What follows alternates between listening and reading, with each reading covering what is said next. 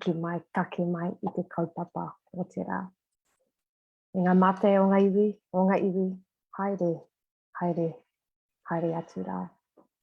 Ko te kaupapa o te rā, 7 steps for a fairer future. He nui tēnei ropu. He nui tēnei kaupapa hoki mō tātou whātua. Ngā mihi nui mō tō koutou mahi. He mihi nunui kia really pau mō te kai hautūtanga hoki. Nā te raurau, nā taku raurau, ka ora ai te iwi. Nau mai, haere mai, kia tātou katoa. Te karakia I nai nei.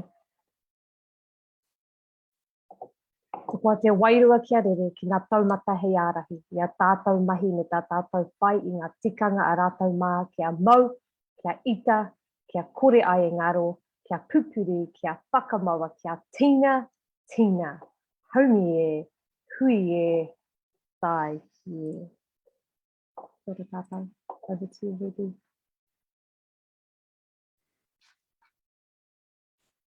Kia ora, Morena, and thank you for joining us today as we release the 7 Steps for a Fairer Future action plan into the world. It's a real honour to be releasing it with such resounding support from across the Motu, with 37 organisations adding their power and support to these 7 essential calls to ensure everyone in Aotearoa has the opportunity to live with dignity, stay healthy and fully participate in our communities.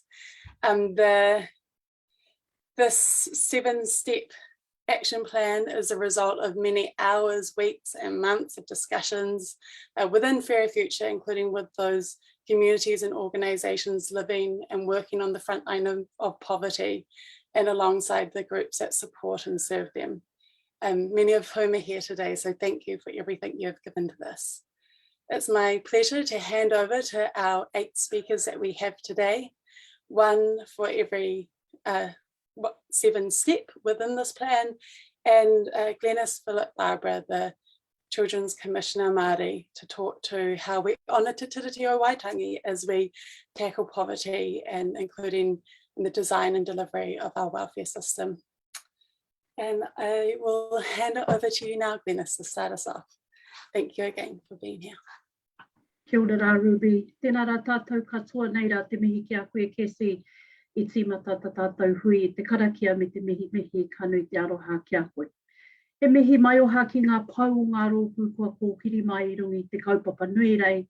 Tēnā rā koutou katoa. First, just a huge thanks to this rōpū for all of the work that's gone in and for putting our whānau and our tamariki first. You've heard the pain, you've heard the mamae, and you have responded. Ka nui te mihi kia koutou. And frankly, for 75 community organisations to come together to write to government about the pain that our families are feeling right now and to propose a way through. He miharu, he mea nui, this is extraordinary. And while many New Zealanders are feeling the pinch, far too many children and families on income support are barely hanging on to hope as living costs rise all around them. Mokopuna we've spoken with about this exact situation have been unequivocal in what it is that they're calling for. And they've said this, all we want is enough to cover the basics and a little bit more. Here at the OCC, our work on child poverty tells us that across all measures, Māori, disabled and Pacific children are disproportionately affected by poverty. Our Child Poverty Monitor recently reported that while 9% of Pākehā children are living in poverty, those numbers leap to 20% for Māori and disabled children and their whānau, and 25% for Pacific children and their whānau. And at a time when so many are talking about honouring Te Tiriti o Waitangi, the data is compelling us to act now to address these chronic disparities. The very presence of inequity is evidence of the long tail of colonisation, something Moana Jackson described as a complex process of maintaining power imbalances. Lifting our tamariki and whānau out of poverty and addressing structural inequity are important steps for Aotearoa New Zealand on our journey to honouring Te Tiriti o Waitangi and finally demonstrating how we care for each other. Whānau, we are 18 years away from 200 years since Te Tiriti was signed. We have an opportunity now to lift our whānau out of poverty and to move forward together. Nā reira, kanui te mihi kia tātou, ko ti taku kōrero I tēnei wā. Back to you, Ruby. Kia ora, thank you, Glenys. Next we have Jackie Southey from Save the Children. Thanks, Ruby. Ngā mihi mahana kia koutou katoa, ko Jackie Southey, aho, Child Rights Advocacy and Research Director for Save the Children. Save the Children is a member of the Fairer Futures collaboration. Thank you for the opportunity to speak on our support for 7 Steps for a Fairer Future today. And we support the 7 steps in the plan of action. And today I'll speak on step 1. Increase core benefit levels to a standard of livable incomes. Save the Children is one of the world's leading child rights organisations. We work here in New Zealand and around the world to ensure every child has the right that their rights are understood, respected and upheld. We are very firm in our calls to ensure every child in New Zealand and their whānau has their rights met, and this includes their right to a decent standard of living. A key determinant of a decent standard of living is ensuring that every child in their whānau has a livable income. Having a livable income is simple. It means enough money to pay for nutritious food, healthcare, energy needs, housing costs, education costs, and to join in society, such as playing sport, attending community events, or as simple as attending a friend's birthday party, just as Glenys shared before us, enough to pay the basics and a little bit more. Recent economic modelling for the Fairer Futures collaboration shows that even with the recent lifts in core benefits, whānau reliant on benefits will struggle to afford basic costs of living. The shortfalls for families are from around $111 through to as high as $300 per week. We acknowledge the government's efforts to raise benefit levels. However, the skyrocketing costs of living means these lifts are simply not enough. While inflation is commonly discussed, what it means in real terms for tamariki and their whānau reliant on benefits is that the situation is critical.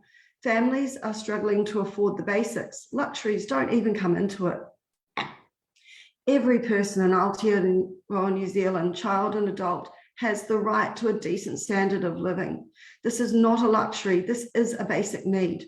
We can no longer leave families trapped in poverty due to too low incomes. It is time for a livable income for all, and that means lifting core benefit levels to the standard of livable incomes. Kia ora and thank you, and I'll pass over back to Ruby. Kia ora, thank you, Jackie. Next we have Edward Miller from First Union. Thanks, Ruby. Kia ora koutou, ko Edward Miller aho. I'm the researcher and policy analyst at First Union. We're a 30,000 member strong trade union with membership in the transport, logistics, manufacturing, retail, finance and commerce sectors. We're really proud to be part of this coalition, and we're proud to support this platform. For us, raising incomes is for our communities and for our people sits at the very core of what we do as a trade union. We do it both industrially through our collective bargaining, but we also do it through our sort of advocacy and engagement work. We strongly support the call to increase the minimum wage to the living wage. We advocated for that during the last minimum wage consultation at the end of last year. That would have been a 13.75% increase. We got a 6% increase. That's improvement, but the living wage projection has moved on to $23.40 in September. So we're looking at around about 10% increase by shifting that minimum wage to the living wage. We think it's good that the Ardern government has been a bit more responsive in terms of increasing the minimum wage. We've got around about a 35% increase from 2017 up until now. But workers are now facing unprecedented levels of financial stress at the moment, just trying to make ends meet. So that the demand for that, closing the gap between the living wage and the minimum wage, minimum wage and the living wage rather, is still there. I wanted to outline 3 reasons why we think this case is stronger now than it has been in recent years. And some of those have already been touched on. But first of all, we're seeing inflation at a 30-year high. The cost of housing, food, petrol, and other essentials is really squeezing workers' wallets every day. Food prices have increased 7 or 8% in the year to March 2020. That's driven by the increase in fruit and vegetables, the most important part of healthy diets. Petrol rose $1 in just 12 months. I was talking to workers during bargaining the other day, and they were saying that, just getting to work for a week means that they have to work for a day to cover that petrol cost. Workers need a pay rise to help make ends meet right now, right today. At the same time, there's strong evidence that with a really tight labour market at the moment, and a lot of employers are already kind of pricing in higher wages right now. So they're dealing with issues with attracting and retaining staff, and those issues look like they're going to be getting worse over the next little while. We're actually being approached by some employers for contract variations before collective bargaining comes up. They want to be lifting wages right now.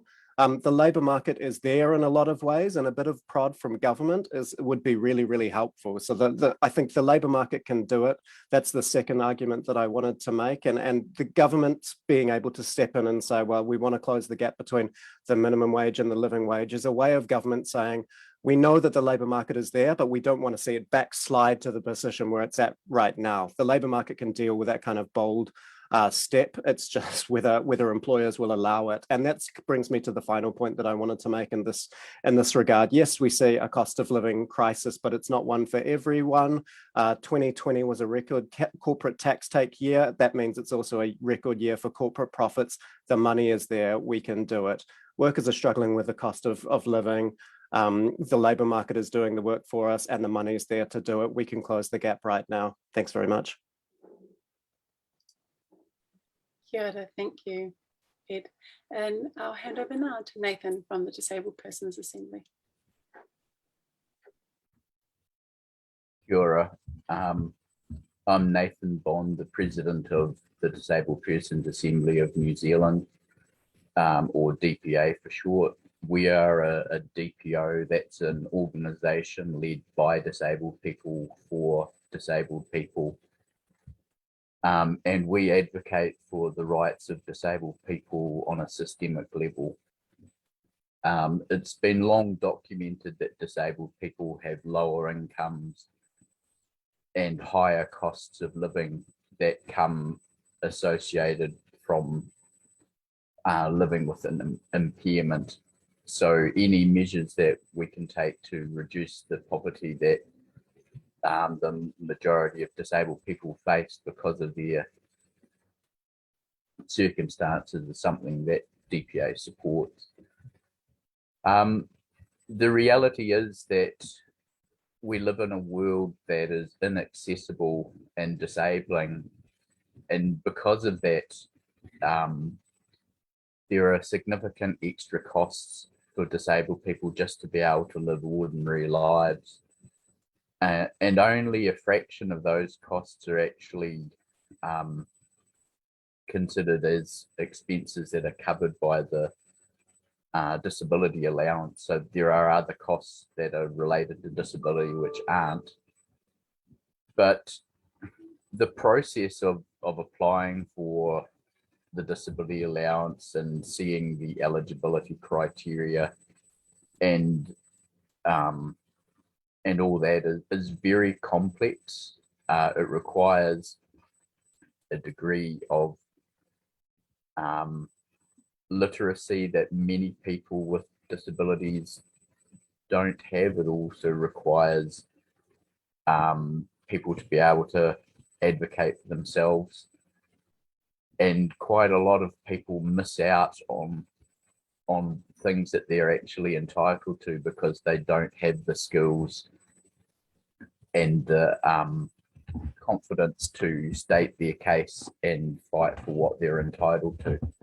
So we think that we should remove that as a prerequisite to applying for the disability allowance and just give it as a set rate so that, you know, people don't miss out on it for reasons that are unjustified.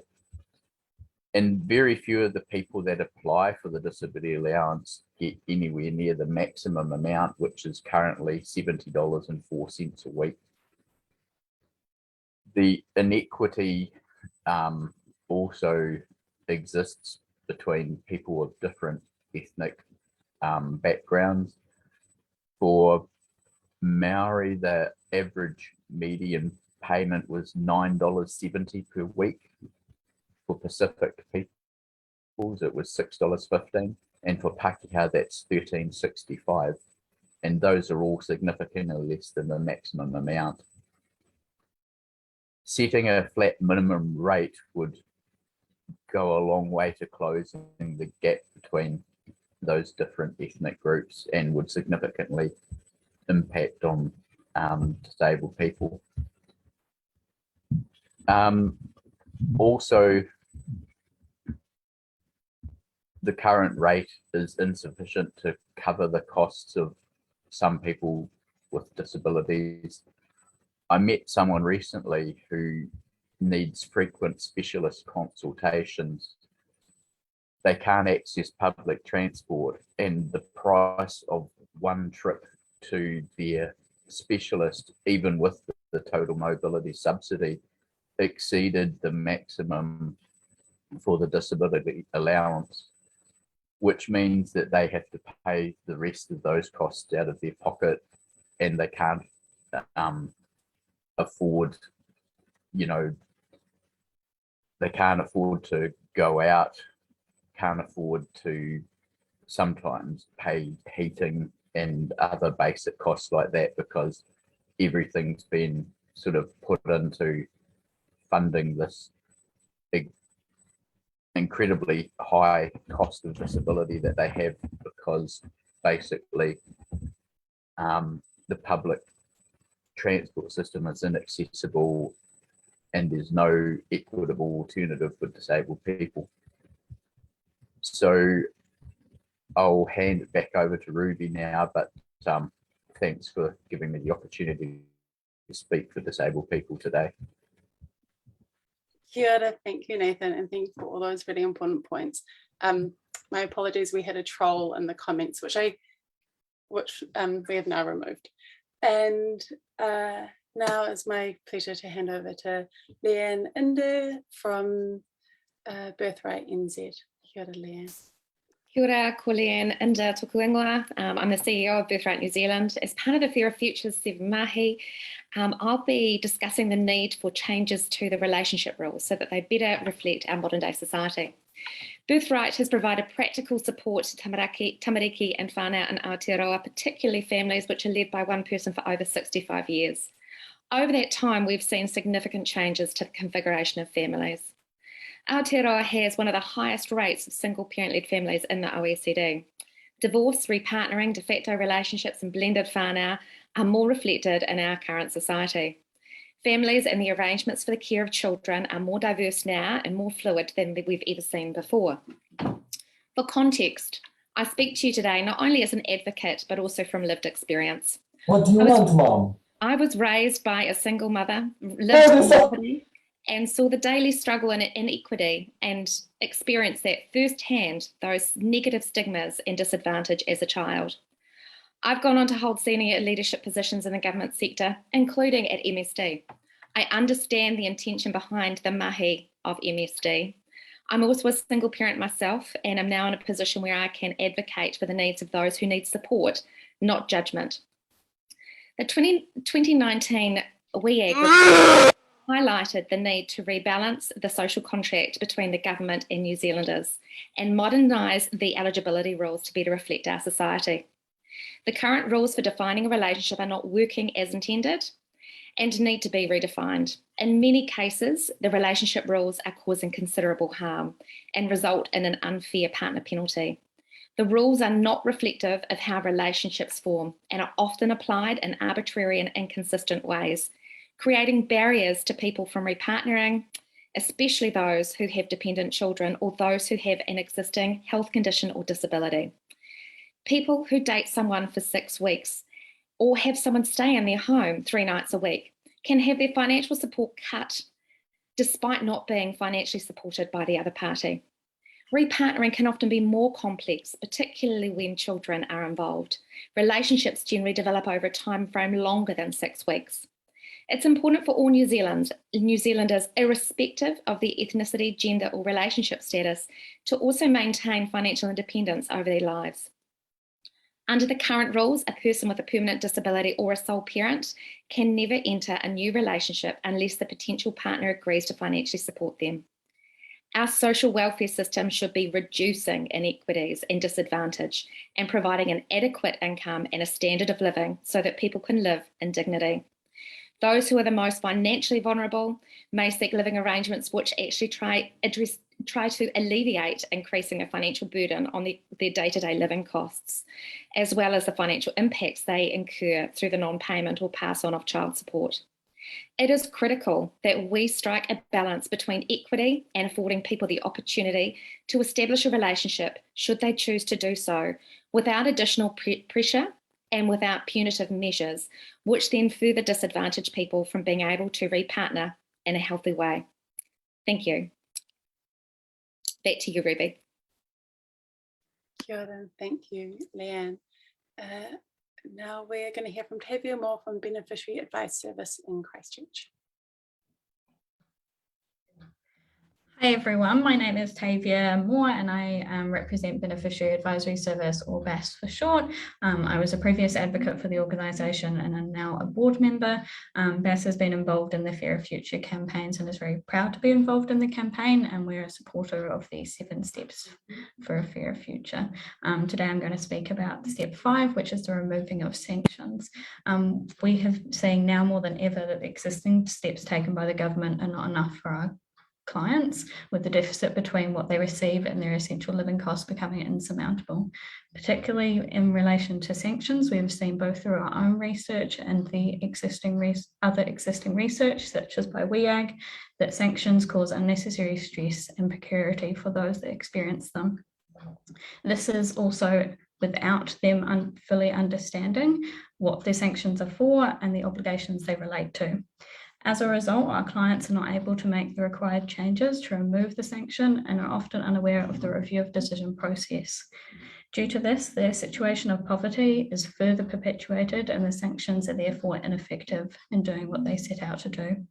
Although it is believed that sanctions prevent welfare dependency, it is in fact the opposite. A lack of consistent and sufficient income support prevents our clients from effectively engaging in their community and being then able to take positive steps forward.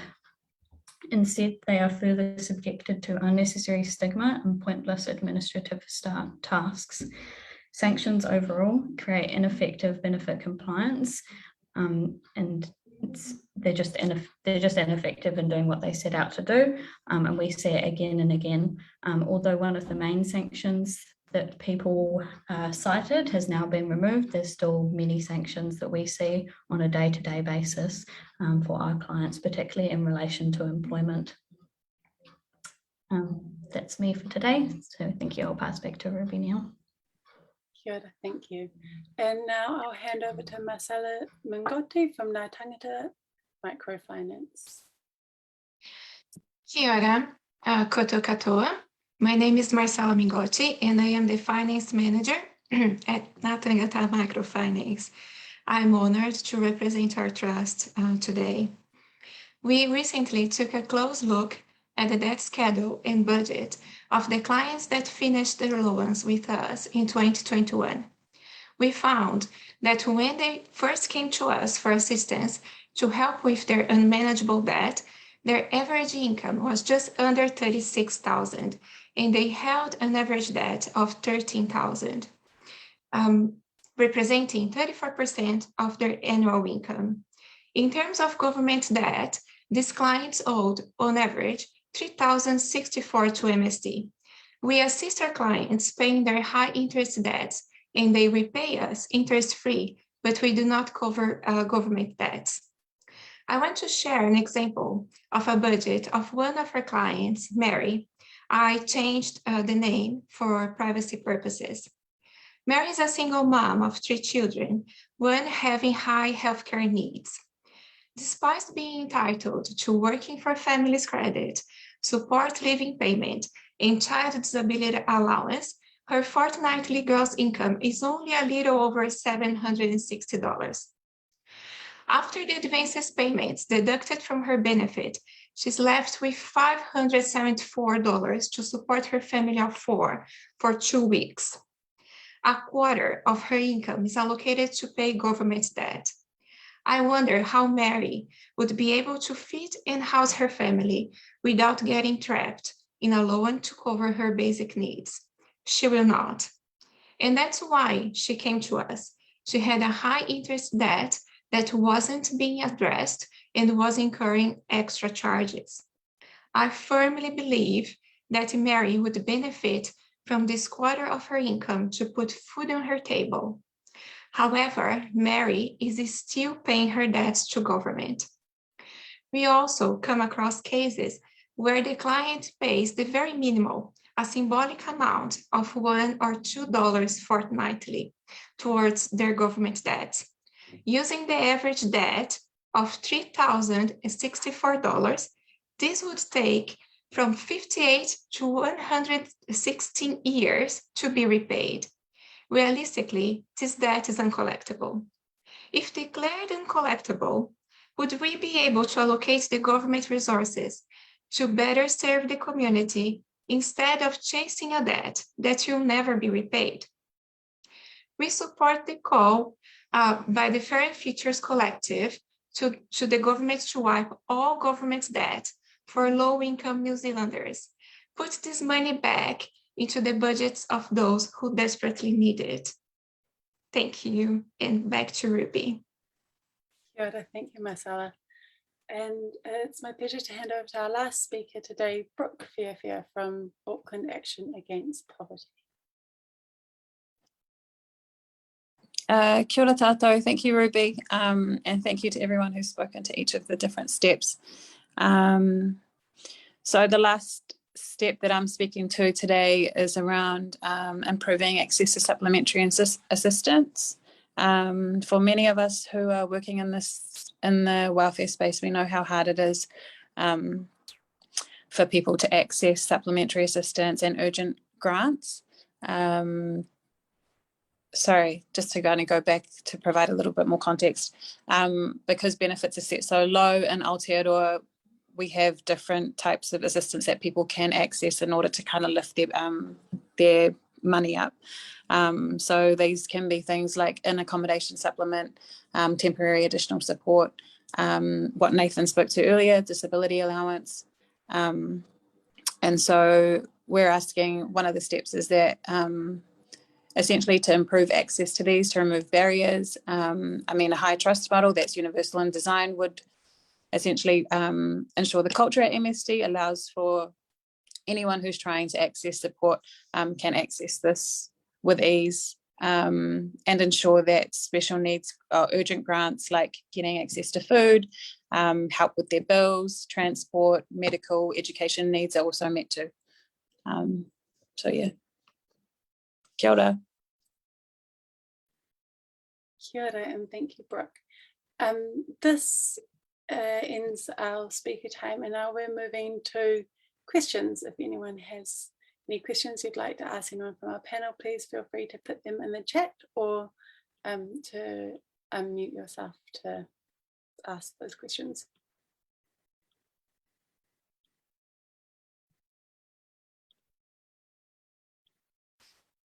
Kia ora, Isaac. Isaac from Davison here from NZ Herald. Sorry, I haven't a microphone. Have these 7 requests been costed at all?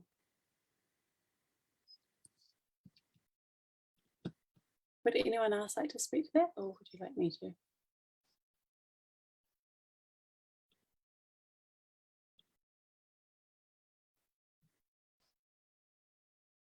No one ever wants to talk about money, so I will happily talk to this. Isaac, part of these, the combination, some of these asks aren't actually about costing more money. For example, the removal of sanctions is just about enabling people to keep receiving the support the government knows it should be giving them. There has been some costings done actually by MSD. We put some similar asks to the government via a petition earlier in the year, and I'm happy to send you the report. But what MSC did essentially come back and say is actually these are an essential, the heart of a lot of what was covered in the WEAG report, which was costed at $5 billion. So I think what that said back to me was that these are actually these essential core pieces of the improvements we need within our welfare system. And if we enacted what was in the WEAG report, it would probably come in line with those costs, perhaps slightly less, but probably not. The reality is that the cost with successive governments underfunding key public services that help low-income families like public housing and our welfare system, we are really behind, and we really do need to increase our investment in the support system. And Huhana Hiki has some notes for you in the chat as well. I can just talk to it. Just basically the Welfare Expert Advisory Report, and I was on it. We costed it. We costed it with an economist, Ganesh Nana. And Ganesh is now the head of the Productivity Commission. And we costed it well. We worked out how the state can sustainably afford a fully implement the welfare report. The issue there was costing. We always knew it was going to come down to we can't afford it. What we didn't work on was that they were going to resist every recommendation we made, including the relationship recommendation, because from my angle, I came at it from a disability perspective. And most disabled people that are in relationships have to break up because it's unaffordable to remain in a relationship. Many of them break down because you just cannot afford it. For us, if we're on the benefit and we engage with someone and get engaged to be married, they lose. My wife and I, we are poorer for being a couple than what we are as singles, but we chose to do that anyway. And I'm lucky because I pick up the odd job, but a lot of disabled don't. We tried to advise them that they needed to tag out the relationship aspect and treat everyone as an individual financially. Because in today's world, everyone's got part-time jobs, casual jobs. It's not what it was 40 years ago when we worked, where you could pretty much say, I'll be in this job for life. That changed, that stopped, and there's zero contract jobs now. It is grossly unfair to expect your partners to carry you when you're trying to carry yourself. And so for me, it's the WEAG report we have to push. Every month, even though we're no longer officially a group, every single month we write to the Prime Minister and to Carmel to ask them what they're doing to implement. It is not them that's stopping it. It's their policy analysts. It's the ones in government who've got 7 houses and large portfolios who are actively stopping the implementation of WEAG. If we got that in place, a lot of the issues for us all would disappear, because the theme of the WEAG report was working, earning, learning, volunteering. So it was about caregiving. I think it was caring, learning, working, volunteering, something like that. But it was recognizing all the different aspects of a person's life. Sometimes you can't work for paid work. You have to care for someone you love, or you're volunteering to build up skills. And so what it was designed to be was to take it away from this, you got no money, you're poor, here's a benefit, to everyone has a value, and we find that value and work with them individually. Unless we implement that, we're not going to see any immense changes. That's my opinion anyway. Kia ora, Huhana. Always here for your opinion. And I think someone in the comments touched on a really important point, which is the cost of inaction, which currently our children are paying the biggest price of all of us. Glenys, you have unmuted. Would you like to add to that? Yeah, I just wanted to take a moment to mihi te Huhana for her constant advocacy for the WEAG report. It's so important that that push continues. But when we think about the social and personal cost, children in this country are bearing an unfair burden of poverty right now. And not only are they in their whānau suffering today, we're creating a future for them that they can't imagine. They can't imagine a future of prosperity. They can't imagine a future where they have their needs met. Now, when you grow up like that, when you grow up without hope, we know what happens next. We're already seeing that in our mental health statistics. We're seeing whānau living with toxic stress. We're seeing children being raised in motels and in cars. This is not acceptable to any New Zealander in any corner of this country. And so we need to take action now. The social and personal cost of poverty on this country is absolutely unacceptable.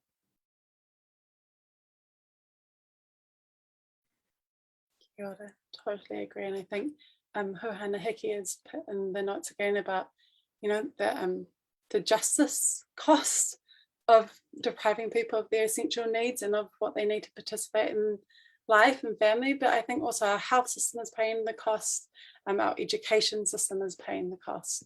And each of us also are paying the cost, because we all prosper when everyone in our communities have what they need to thrive, when everyone has the opportunities to participate, design, innovate our ways forward together. Are there any other questions?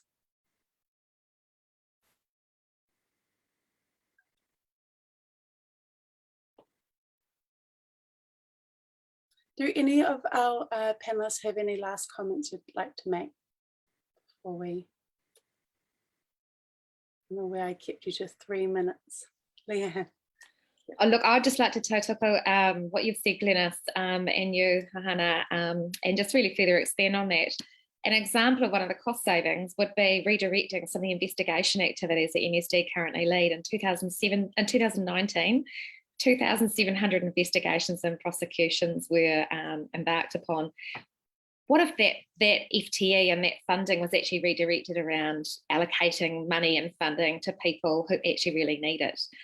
Those investigations, over half of those investigations related to relationship rules, which we know are not reflective of our modern day society. And over half of those investigated and who were prosecuted were Māori women, closely followed by New Zealand Pākehā.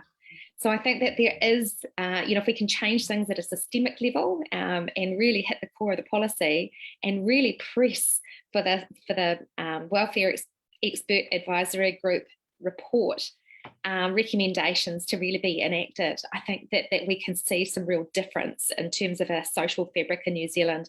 And we need to do this. We need to do this for our future generations and for the well-being of our children. Would I be able to just add to that as well? I definitely agree with Leanne in terms of the cost of investigations. We see it frequently. There's a lot of unnecessary work in that area, and it turns out a lot of the time to be nothing. And we see that with sanctions as well. The amount of cost that's caused for the ministry for putting in place sanctions, removing them, the staff time involved there is huge. So by removing sanctions, it would remove a lot of that work and free up the staff to be conducting other tasks, such as granting what is necessary to the clients that we have. Thank you. Yeah, thank you, Tavia. Next, we have a question from Maxine from Stuff for Glenys in particular, asking, is there a lack of understanding in central government of the severity of this crisis because they are not feeling the effects themselves and view the statistics as numbers, not people? Kia ora, Maxine, kanu te mihi ki a koe. I think you may well be onto something. It's very easy in this climate to be insulated from the hardships being experienced in our communities, but everybody sitting in this particular hui today is connected to whānau and community who we know are doing it tough. So I really encourage you, Maxine, to get out there and to explore this line of questioning that you have. It's really important that as New Zealanders, this gap doesn't continue to grow between us and create this mythology that we're all fine. People are hurting and we need to take action.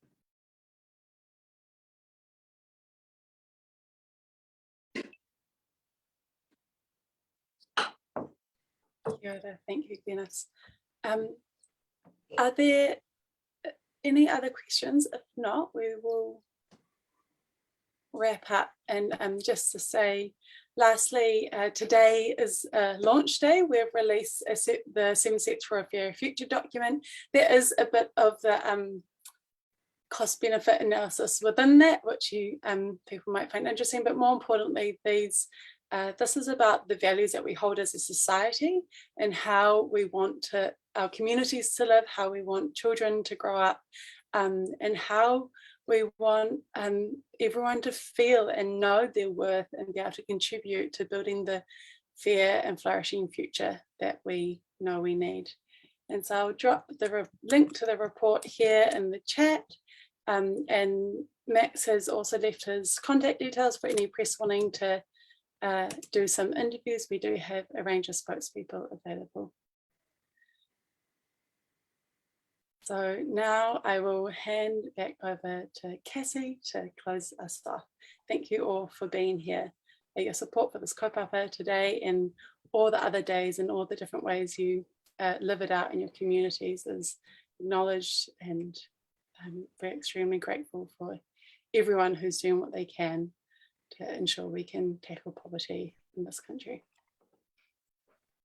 Kia ora tātou, and thank you so much everyone for what you've shared today. Thank you in particular for Ruby for bringing everyone together to be able to speak to all these different areas. It's difficult at times to be able to push on issues such as this, because the people that we are advocating on behalf of, including ourselves in our own whānau, are not always in a position to be able to show up to a Zoom and say the things that we're saying. So I just want to thank everyone who is here, who has made a priority to be able to speak into this issue, and to the journalists for coming along and listening as well.